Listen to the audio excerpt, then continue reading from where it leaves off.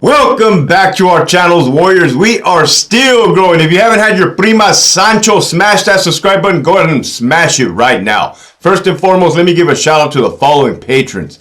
AI Vega, John Wick, Fio, Claudia, Miguel, Let Our Actions Lead Others to Christ, Big Bad 48, Nova, Jack, Linda, Michigan Wolverines, Marius, Chevelle 66, Gigi, Abuelita's Journey, and Daus Herrero. If you have not already signed up for that Patreon, make sure you do so at the link in the description below.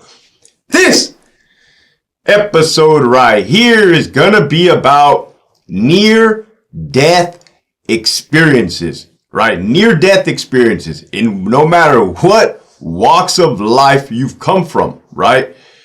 Your occupation, your background.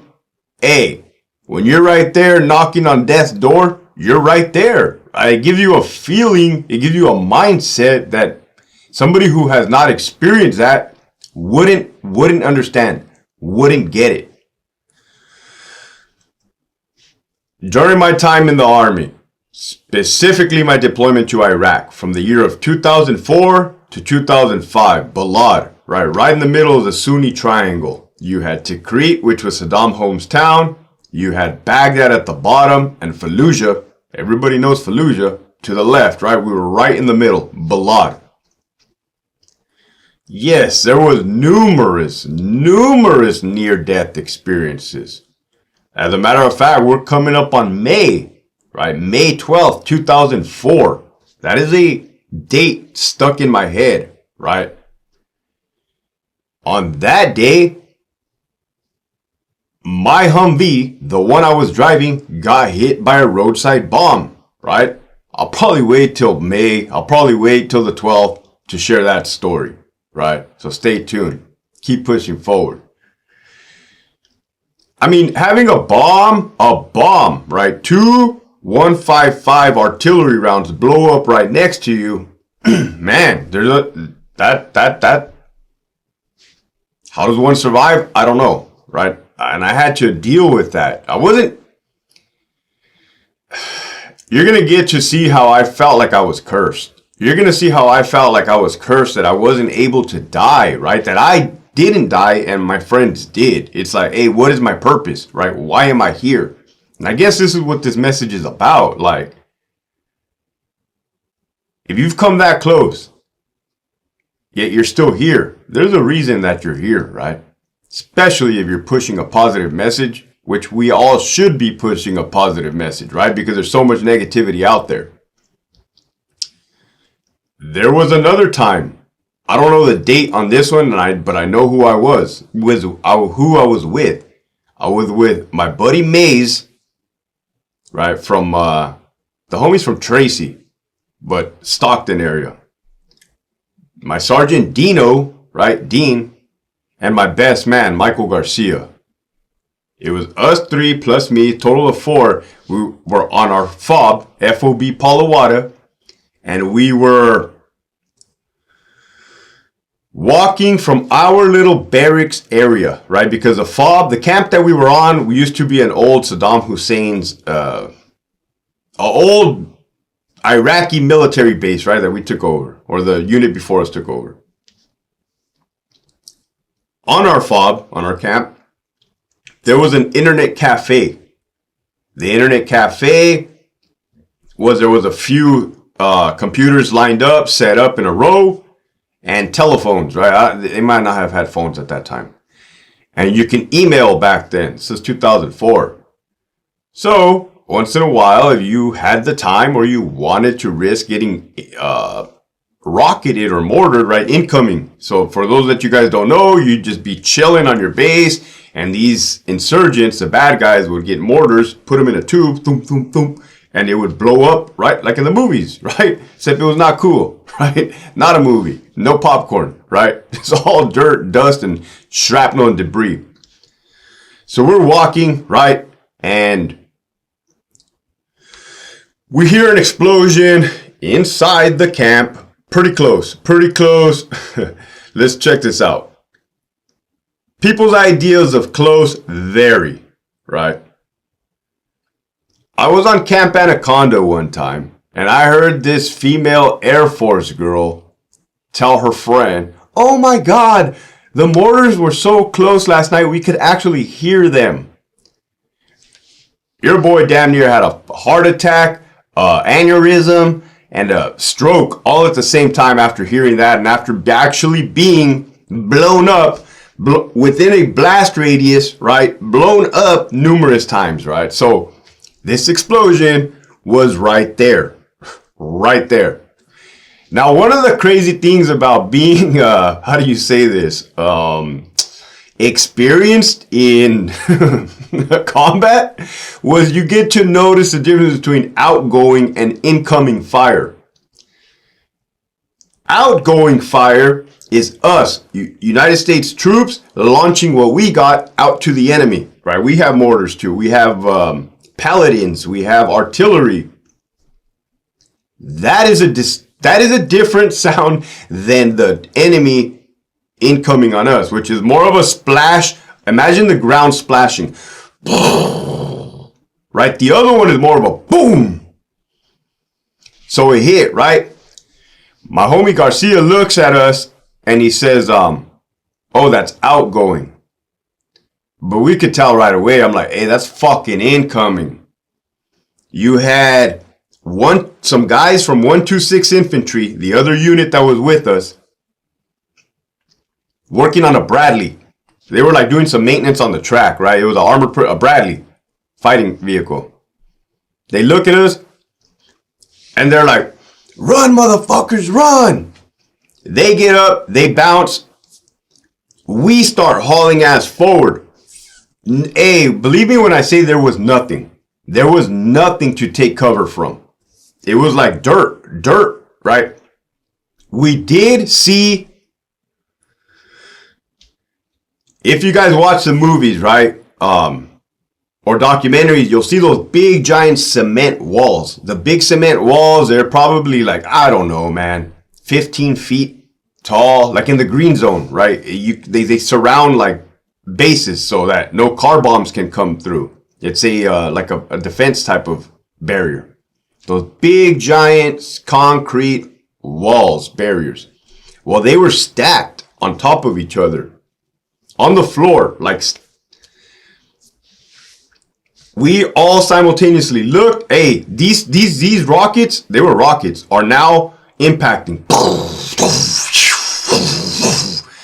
Oh my God.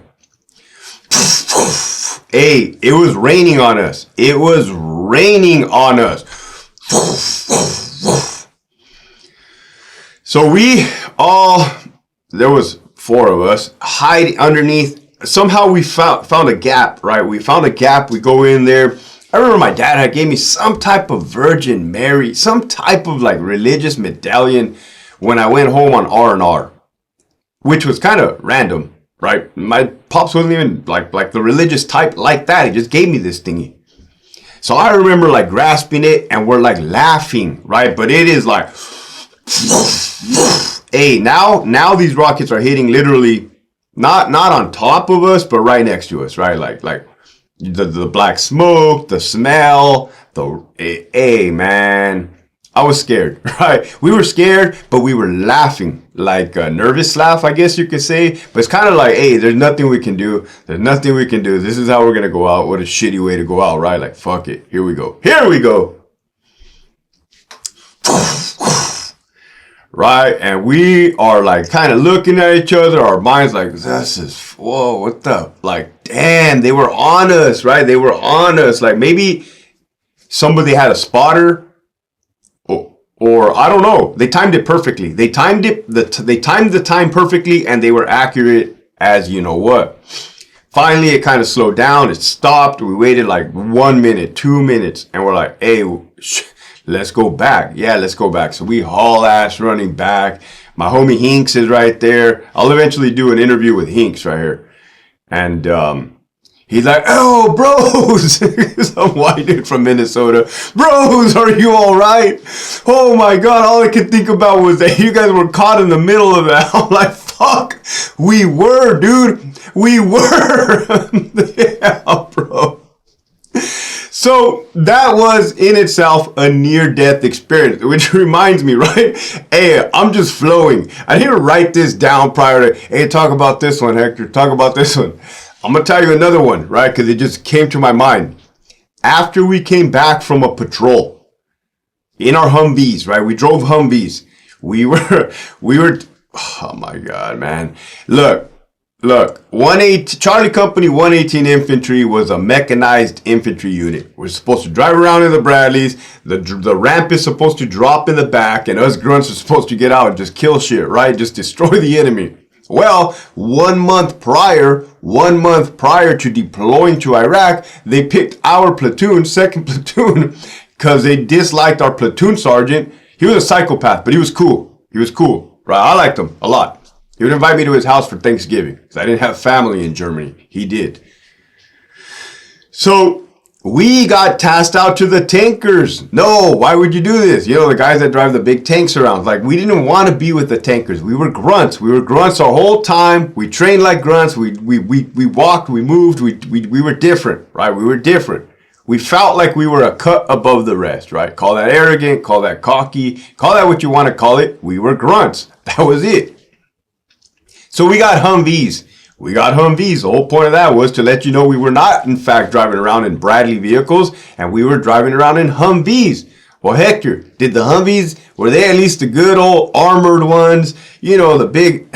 No, absolutely not. 100% absolutely not. This was 2004. We were driving around in not armored Humvees. Especially your boy Hector was driving around. I will eventually post a picture of Bravo 24. It was a supply Humvee that I drove, and that one got targeted the most all the time by the insurgents. They looked at it as a weak target because it was, but somehow that little thing never got destroyed. It got hit over like 16 times, 16 direct hits by IEDs, and it never got destroyed completely.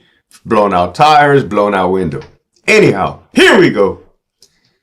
So every time we came back from a patrol, the procedure was to top off with gas. Fill the whole gas tank up. There was an army fuel truck. Those big giant fuel trucks, okay? It was on our fob. It was surrounded by HESCO baskets. These are the big box sand, like a sandbag, but it's a massive box, right? It's probably like as tall as like my chin. Surrounding it like a U. So this way and then this way. The fuel truck was in the middle. Man, we get back from patrol. I'm driving the Humvee, right? I drove the Humvee the majority of the time. Night vision and all at night. I get out. I'm pumping the gas. Or the diesel, whatever it was. I can't even remember the diesel. JP8. I shit you not. You hear... Boom! Fuck! I grab the nozzle of the fuel thing, I drop it. Boom! I drop it, I get in the Humvee in the driver's seat, and I just drive forward, right? I didn't know where else to go. There was nowhere else to go. I stopped, right? Everybody like, oh, what the fuck? Like, what the fuck was that? Like, fucking incoming, right? A rocket. Dude, man. We park the Humvee in front of our little barracks area, right? Me and the homie, we walked to go see, I kid you not, the rocket. The rocket was sticking up from the ground, right? It went and it blew up and it was still sticking out of the ground. This much away from the HESCO basket. On the other side of the HESCO basket with the fuel truck, the big giant fuel truck. I'm not even exaggerating this story. This is the truth, right? And now my anxiety is up, right? Because I'm reflecting back on how close. Had it gone forward this much more, it would have hit the fuel truck, would have blown your boy into smithereens. You'd have never been hearing me. Here we go, right? It would have been all bad. So that was just, I don't even know, 2 measly examples, right? Wow, there was so much more. It was crazy, right? So, like I said, everybody has been that close, right? And right before I got my shit together, and realized that hey, enough was enough. Yeah, somebody had told me, right, a family member, hey, it was bad. You were bad. I remember you being on your knees crying, saying, God, why am I still here? Why am I still here? Why can't I just die? Why can't I just die? And that's how I felt at that time. That's how I felt. I felt like I was cursed. So there's no way I survived all this shit. There's no way. What? Why? I can't. I don't want to be here. Right? I didn't. Because of my alcoholism, my PTSD, I didn't want to be here. I couldn't understand it. And now I get it. Keep pushing forward. Alright. PC Maze is about to describe a rocket attack we went through a while back. About the rockets, I don't like to talk about it much because it's traumatizing. But anyways, we're walking towards the internet, towards the talk battalion, and as soon as we got to about Charlie Rock area, their maintenance bay, we heard an explosion to our right. And Garcia said, outgoing. Yeah. I said, no, rockets. Garcia said paladin. There's no paladin. Yeah, I was like, wait, there's not a paladin there. Then I hear Charlie Rock maintenance crew, go motherfucker, run! Fucking run! So, what do? We ran. Fucking ran. Was there a bunker? No. No, there wasn't. So we had to run for about 150 meters before we found a little overhead cover. Bootsy ass Haji concrete barriers. Wouldn't stopped anything. But we survived it, luckily. Even though they were coming in on us like fucking rain. The rounds would never stop. And then on the run back, we left We sort of left our team leader in the dust because he's not up to par with our PT said.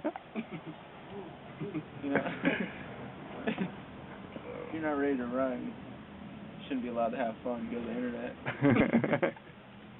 Simple fact. Cool. That's all I got to say about that. Thanks. Plexus Sparrow. You alright, man? No comment. It was scary. Alright. I'll let you be, man. Huh? So I'll let you be. Please. Let me gather my thoughts. I know it hurts. Let me contemplate what could have happened.